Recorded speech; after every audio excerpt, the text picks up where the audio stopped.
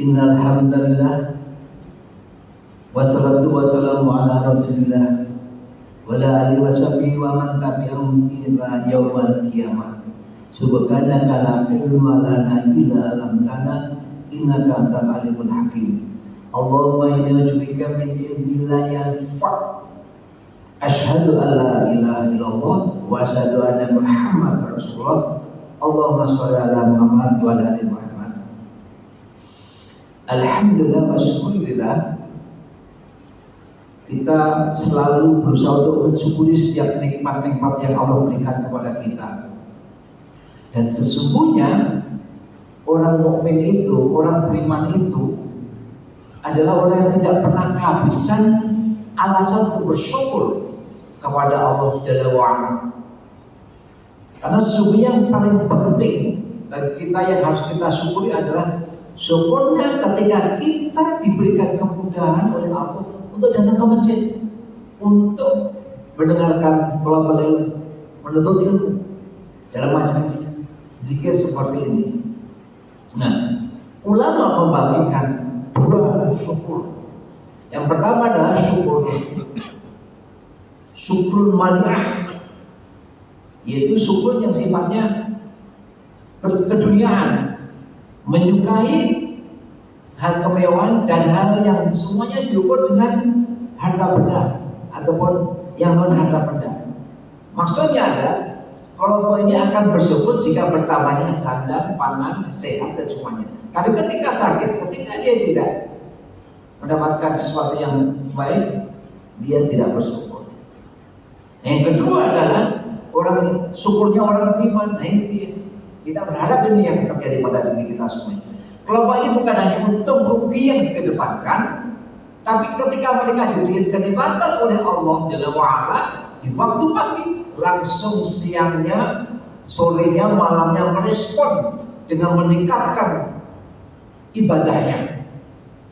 Nah, itulah sejatinya mereka syukuri. Nikmat yang paling besar yang harus kita syukuri yang diberikan Allah kepada kita, nikmat itu adalah apa? Nikmat iman dan Islam. Selawat dan salam mari kita haturkan kepada uswatun hasanah kita, Nabi akhir zaman, Nabi Muhammad Shallallahu Alaihi Wasallam, juga kepada kerabatnya, sahabatnya, para salafus soleh, tabi'in dan kaum mukminin yang istiqomah hingga akhir zaman, termasuk diri kita yang berkumpul di salah satu Baitullah ini dan selalu mengikuti para salafus soleh.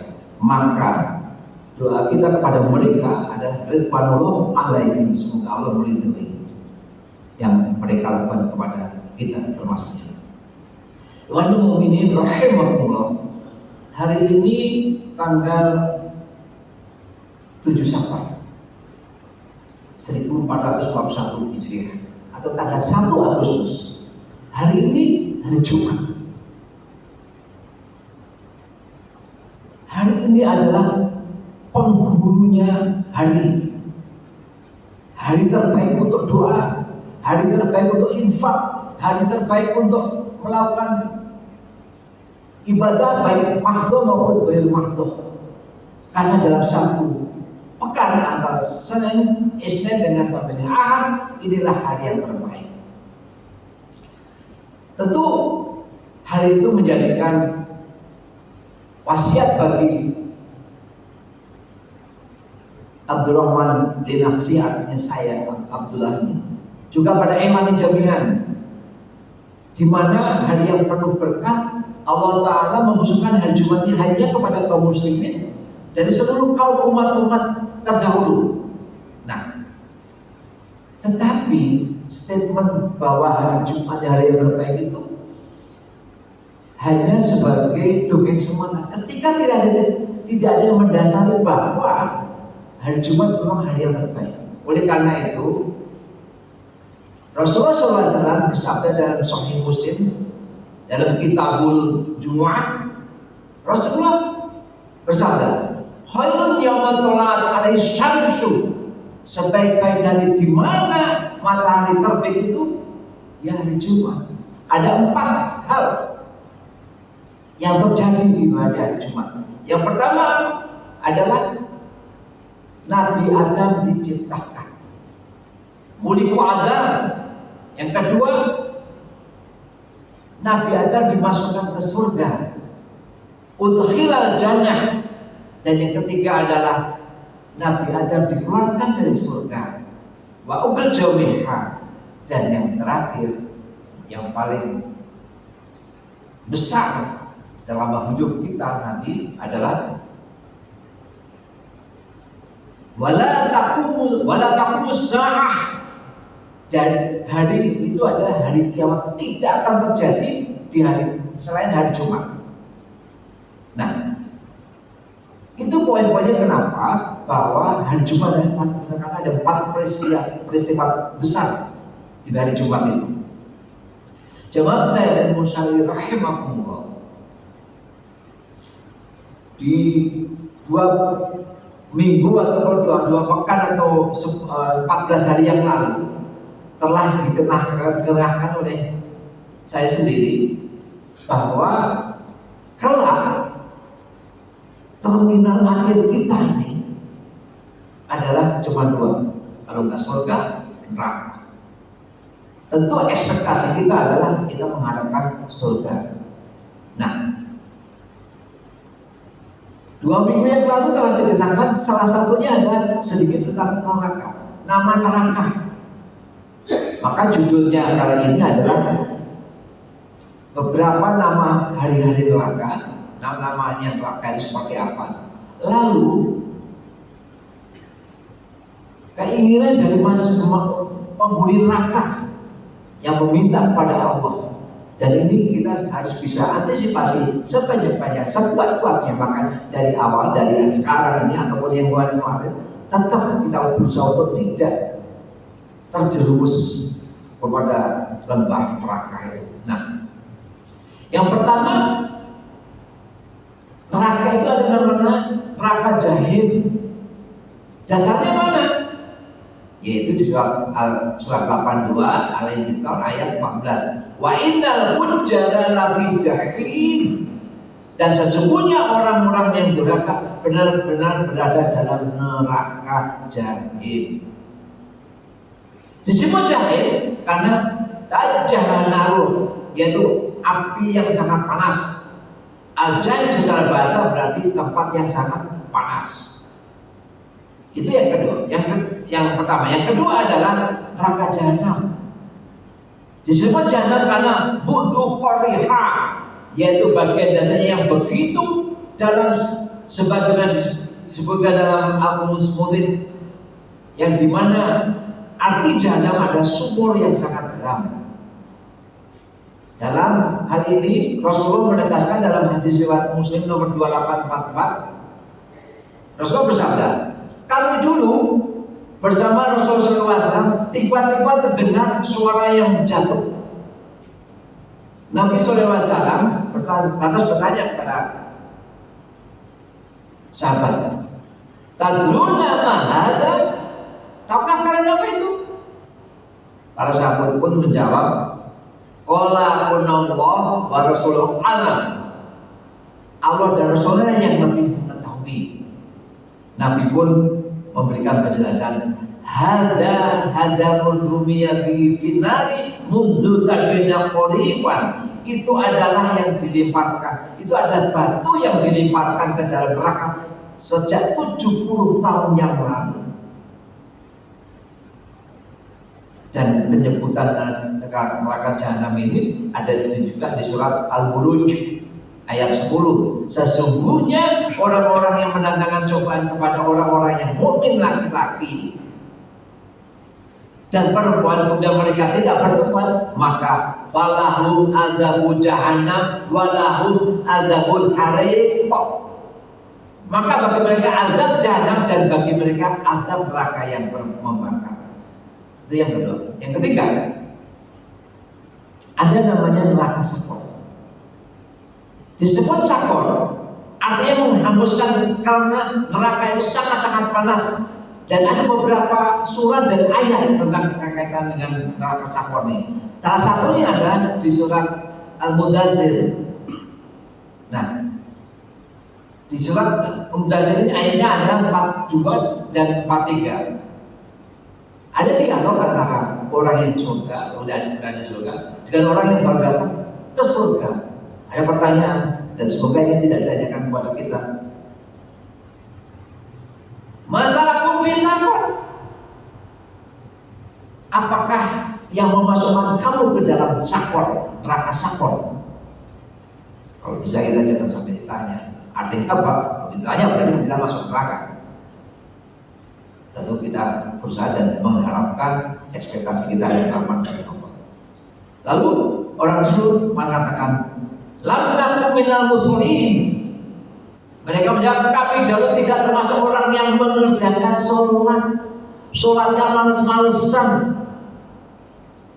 Kadang-kadang ke masjid, kadang-kadang enggak, kadang-kadang sibuk urus dunia. Ini jangan sampai terjadi.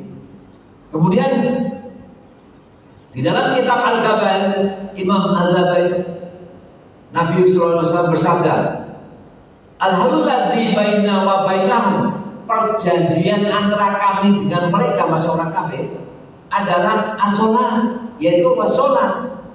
Waman tarakaha faqad kafara. Barang siapa meninggalkan apa? Meninggalkan sholat, maka dia adalah kafir.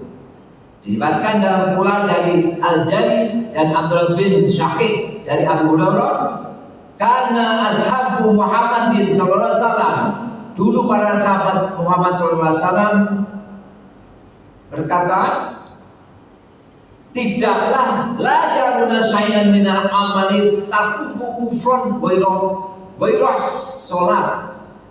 Dulu para sahabat Muhammad sallallahu alaihi wasallam tidaklah pernah menganggap suatu amal yang apabila ditinggalkan menyebabkan kafir kecuali sholat. Artinya zaman dulu sholat ini betul menjadi stressing, menjadi penekanan oleh Rasul dan sahabatnya. Jamaah ridho surga rahimahullah, tak ada seorang pun yang ingin masuk neraka. Tempat kembali yang paling buruk, kembali yang paling buruk merupakan tempat siksaan dan azab bagi orang kafir dan durhaka pada Allah ketika di dunia. Dan siksa neraka bertingkat-tingkat sesuai dengan kadar dosa dari setiap penghuninya. Pengetahuan seseorang hamba tentang neraka akan memunculkan rasa takut kepada Allah. Semakin tinggi rasa takut, maka akan meningkatkan amal soleh agar tidak termasuk orang yang merugi di akhirat. Karena kerugian di akhirat ada penyesalan yang tidak berujung, artinya kekal. Semua penghuni neraka kelak akan meminta pada Allah agar dikembalikan ke dunia untuk beramal soleh. Salah satu judul dari kutub ini ada permintaan para penghuni neraka kepada Allah. Di surat Al-An'am ayat 27 Allah menegaskan, walau tara idh wuqifu 'alan nar, dan jika kamu Muhammad melihat ketika mereka dihadapkan ke neraka, faqalu ya laitana nuraddu wa la nukadziba bi ayati, lalu mereka berkata, kiranya kami dikembalikan ke dunia dan tidak mendustakan ayat-ayat Allah Subhanahu wa taala. Nah, dari poin ini bahwa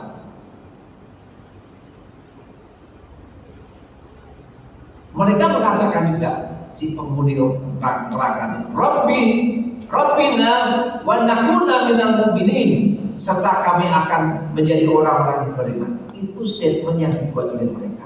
Dan tentu ini tidak mungkin, karena ketika sudah masuk ke neraka, sudah mati, orang tidak kecil kemungkinan untuk bisa hidup lagi ataupun dikeluarkan dari neraka, kecuali dengan rahmat Allah, dengan rahmat Allah. Nah, salah satu permintaan penghuni neraka, meski keinginan untuk dikembalikan dunia mustahil mereka dapatkan, adalah di surat 23, surat Al-Mu'minun ayat 107 dan 108. Rabbana akhrijna, kata si penghuni neraka ini, ya Tuhan kami, keluarkanlah kami, minha fa in udna, daripadanya dan kembalikanlah kami ke dunia. Maka jika kami kembali juga masih kekafiran, fa inna zalimun, sesungguhnya kami adalah orang yang zalim. Itu statement mereka. Tapi tentunya tidak mungkin karena kecil kemudian itu. Nah, kemudian kolak so'u fiha, Allah berfirman di surat 108-nya, tinggallah dengan hina di dalamnya, wala tukallimun, dan janganlah kamu berbicara dengan aku. Di surat 10, di ayat 108. Bapak dan Ibu yang rahmati, itulah poin dari terpenting bagaimana sedikit tentang nama-nama neraka. Ada 3, ada jahil, ada neraka jahanam, ada neraka sakor. Dan yang paling utama dari neraka sakor adalah mengingatkan kita untuk selalu jangan tinggalkan sholat sesibuk apapun. Dan salah satu permintaan para penghuni neraka adalah Rabbana akhrijna, ya Tuhan kami, keluarkan kami minha fa'in udna, daripadanya dan kembalikan ke dunia. Fa'inna zalimun, kalau masih begitu juga, masih kafir juga, sesungguhnya kami adalah orang zalim. Allah ingatkan ketika itu belum terjadi. Oleh karena itu penting bagi kita untuk selalu memupuk, meningkatkan infak kita, iman dan takwa kita. Karena apapun juga kita tidak tahu umur, rezeki, jodoh, pertemuan, maut, itu kita tidak tahu. Yang tahu hanya Allah. Maka di surat 31 ayat 34 Allah ingatkan, wa ma tadri nafsun bi ayyi ardin tamut, dan tak seorang pun tahu di bulan mana dia akan mati. Oleh karena kita harus mempersiapkan waktu kita. Ketika Pak Rahmat, Pak Jalarti, saya tanya umur kamu berapa? Saya 57. Artinya apa? Sudah menurut Fudailiyah sudah 57 tahun Pak Rahmat itu mendatangi, akan ketemu dengan Allah. Cepat atau lambat itu pasti jadi. Kalau pada saya berarti saya sudah 65 tahun perjalanan saya menuju Allah. Silakan di cross check sendiri bagaimana dengan umur ini. Oleh karena itulah yang pasti, hal itu pasti akan terjadi. Dan kesempatan pada kita pada hari ini adalah hari Jumat. Sekali lagi bahwa ada 4 hal yang istimewa di hari Jumat. Pertama, Nabi Adam diciptakan, Nabi Adam dimasukkan surga, Nabi Adam dikeluarkan dari neraka, dari surga, dan yang ketiga, yang keempat adalah tidak akan terjadi kiamat selain pada hari Jumat. Alhamdulillah kita para takuna minal mumtarin. Menandai rohku, dan janganlah kamu termasuk orang yang mengaku lagu. Mari kita tutup dengan doa kafaratul majlis pada butuh ini. Subhanallah wa bihamdihi asyhadu an la ilaha illa anta astaghfiruka wa atubu ilaik. Assalamualaikum warahmatullahi wabarakatuh. Waalaikumsalam warahmatullahi wabarakatuh.